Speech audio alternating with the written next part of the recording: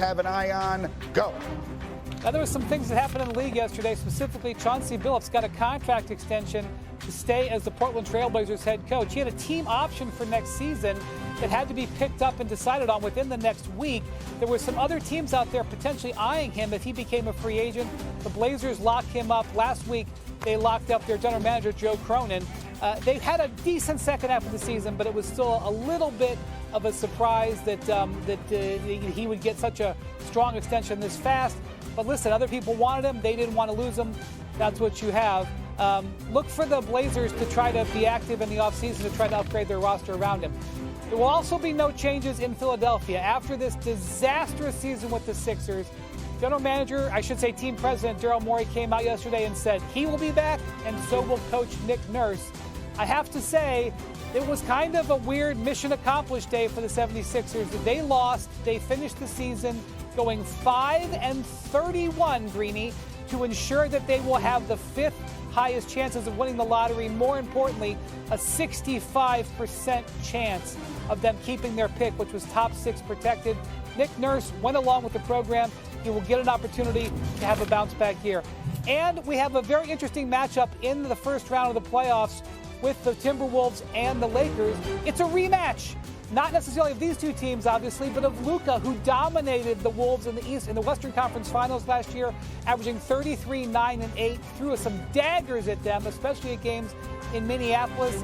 I think this will be one of the more interesting series of the first round because of the differing styles. The Timberwolves like to play big. The Lakers obviously like to play small, but the ball is going to be in number 77's hands, and he's going to try to replicate what he did as a Dallas Maverick last season. So, Sinead, again, to Wendy's point, in completely different circumstances, we saw Luka versus Ant-Man last year. No more Karl Anthony Towns. Luka's not even on the same team anymore. How much will this series come down to that matchup? I think it comes down to that matchup exactly because Anthony Edwards is going to come for people's heads come postseason. We have known that this is the play, the time of basketball that matters the most for him. He's taken it up another level. When people look at him leading the NBA in made threes, I think people are like, oh, he loves to shoot the ball.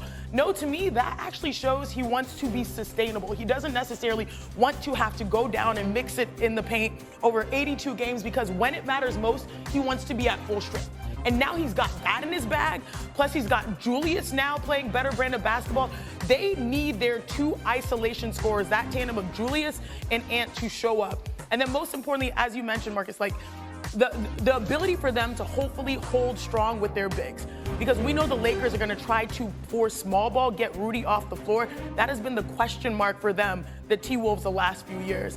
It's going to be fun. We have a few days before this series starts so we can dive into it. But at first blush, which way do you lean, Lakers or T-Wolves? I got to lean the Lakers, man. I just think, adding those pieces, right, it takes them over the top. When you say Ant and Luka, that kind of X out each other, right? Mm-hmm.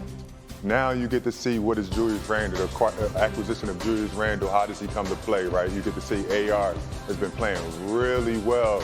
And quite frankly, I just feel like that the Lakers are a deeper team.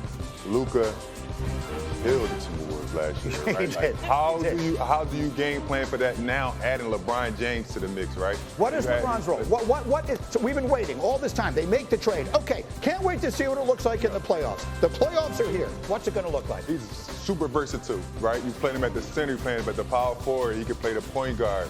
He's adding to Luka Doncic. He let Luka Doncic be free. LeBron James, at his age, is still one of the best players in the NBA, and that says a lot. He's coming into this confident. The Lakers team are playing really well. AR is playing really well. Understatement. Finley is playing really well. Listen, right.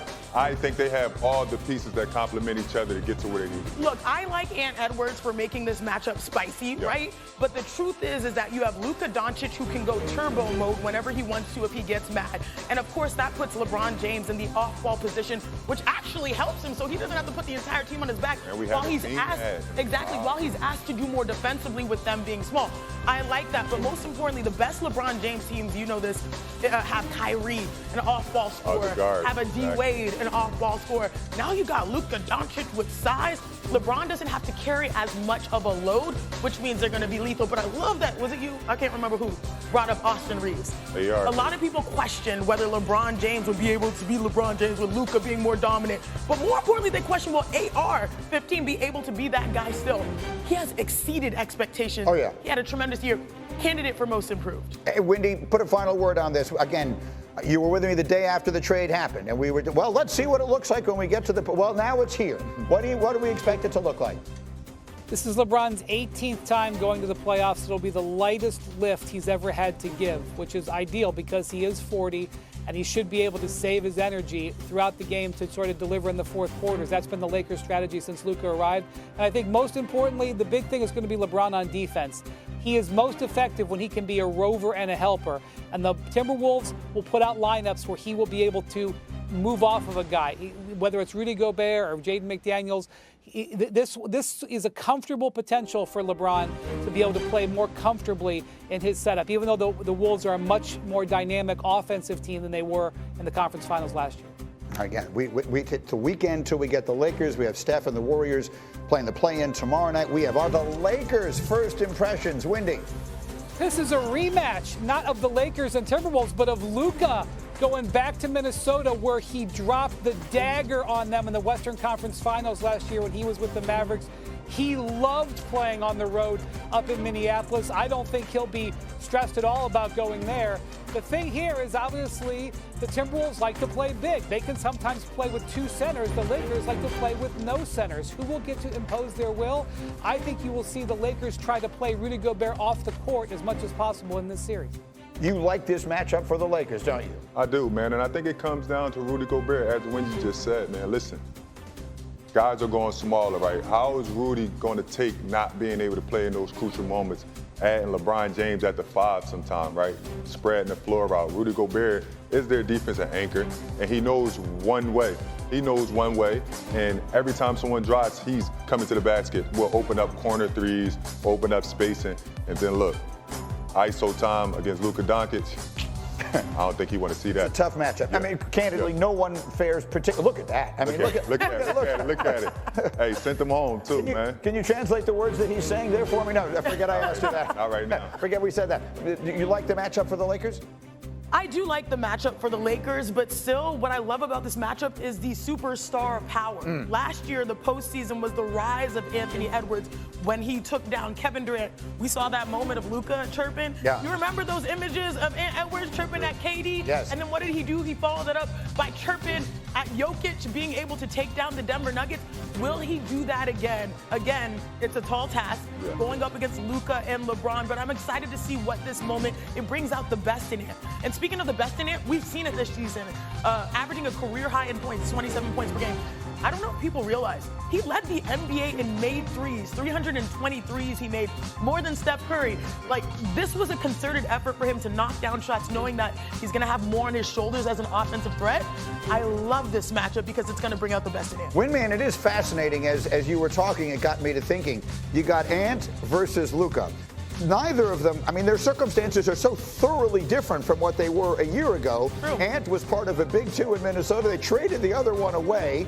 Luka was part of a, essentially, well, I guess he was a big two with Kyrie in Dallas. They traded him away. So these two stars go head to head, and things couldn't be more different than they were a year ago. Yeah, and Minnesota has actually been playing really well. They won 9 of 11 games down the stretch to get out of the play-in. There was a little bit of drama this weekend. Ant Edwards got a technical foul Friday night, would have been suspended yesterday. The NBA rescinded it. He was needed in that game. He scored 43 points to get them into this spot. The Timberwolves last year were a great defensive team, #1 in the league, and a sort of middle-of-the-pack offensive team. Down the stretch of this season, they've been a better offensive team than defensive team. So this is while it is comparable to what we saw last year, and is shooting way more threes, their offensive ceiling is higher after trading for Julius Randle, and their defensive ceiling hasn't been as good. So